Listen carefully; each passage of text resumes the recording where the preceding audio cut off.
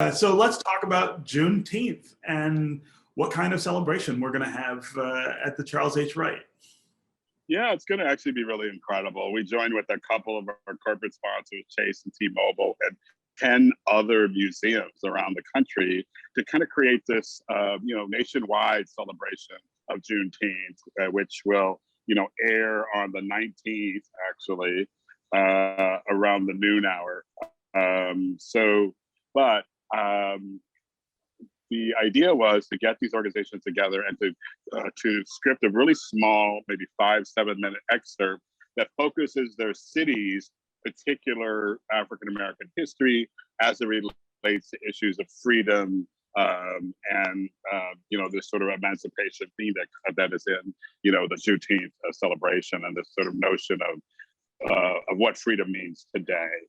We use the Lift Every Voice and Sing song as an inspiration for that, and each individual museum selected a word or a theme from that song to create their 5-minute excerpt. So it's really kind of going to be a really exciting look at 10 different cities, their celebrations of Juneteenth, et cetera. But here in Detroit, there's even more fun to be had. We're going to be doing a screening of Concrete Cowboy. That's going to happen on Friday, actually, the day before Juneteenth, the official celebration of Juneteenth. It's going to be downtown, collaboration with the Downtown Partnership. And then at noon on Juneteenth Day, we'll have a weekend dedicated to promoting quality education, economics, community engagement, Black-owned businesses. And we'll be along the Livernois Avenue of Fashion, where the stroll will include a day of shopping discounts, health and wellness activities, pop-up artists, DJs, and more. All of that can be found on thewright.org. So it's kind of a national celebration, which will be mostly online, but then here at both at the museum and down on Livernois, it's kind of a celebration throughout the city.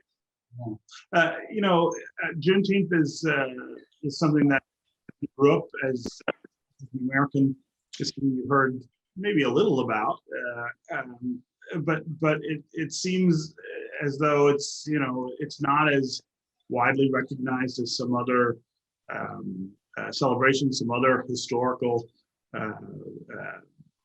celebrations, but it's getting there. Well, I think as we think about emancipation, freedom, even our 4th of July celebrations that happened a few weeks after this, we have to remember when it was that African Americans in particular, people of color, found out that they were actually free. And that was really the moment of celebration for our culture, right? So, as most people know, the story was that soldiers came to Galveston, Texas 2 years after the Emancipation Proclamation to let people know that they were actually free. But they had been free for 2 years, technically, right? But we're just finding out about it. So this is a moment that we all need to remember about freedom, how we find out about our freedoms, what it means to us, right? It's a great moment of reflection at that moment in history, at that time in history. Yeah. So it is becoming a bigger deal. I think it's why we wanted to get other museums involved in this celebration, right? And we hope to grow it every year so there are more and more and more participants. Talk about some of the things that will be common among the other museums, and what kind of other museums are participating. Yeah, there'll be everything from musical celebrations, panels, kind of symposia, talks, conversations, things like that. We'll be doing some of that at the museum itself on the 19th as well.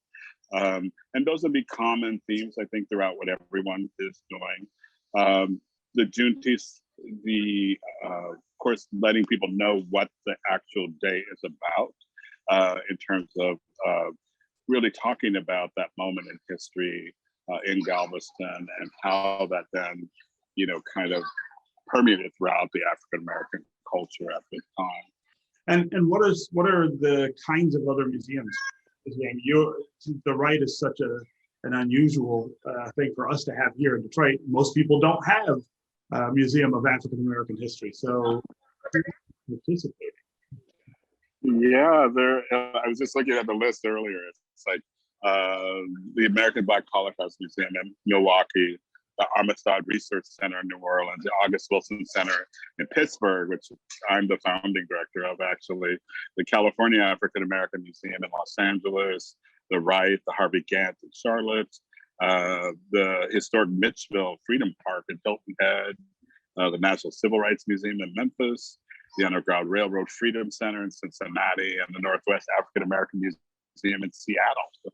So really a good cross-section of museums are participating. Yeah. So we haven't talked much since the very beginning, I think, of the pandemic was maybe the last time I caught up with you. I wonder if you can catch us up on the things that have changed maybe because of the pandemic, and I guess what you're looking forward to is the world starts to open back up. What can we look forward to at the Wright? Yeah, I mean, we're really kind of excited about the future for the Wright, what's coming up. We used the time to do some planning, some introspection, to think about how we were structured, the kinds of things we wanted to do moving forward, get our house in order. We were named post-pandemic as one of America's cultural treasures by the Ford Foundation. That put us in August company, actually, of 20 institutions around the country. It did come with a 7-figure gift. So that was exciting and allows us to really think broadly about the role of the Wright and organizations like it in the future. So it's a really good time for us.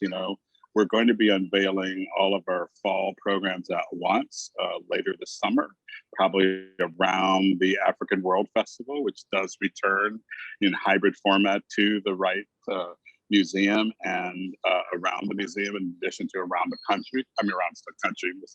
Around the city, in a virtual format as well.